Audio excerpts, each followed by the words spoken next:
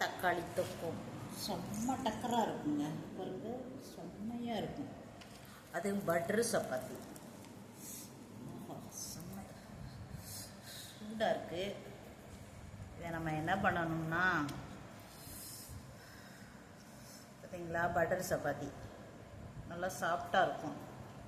இப்படிக்காய் எடுத்து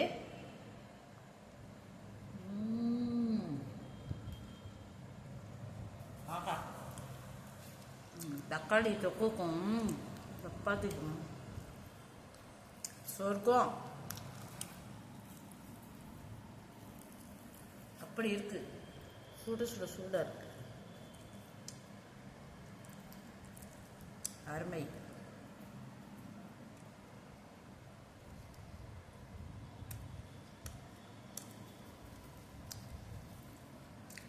வாங்க எல்லாரும் சாப்பிட. உங்களை பார்க்க ஒரு சாப்பிட்டா எனக்கு வயிற்று கொடுத்து.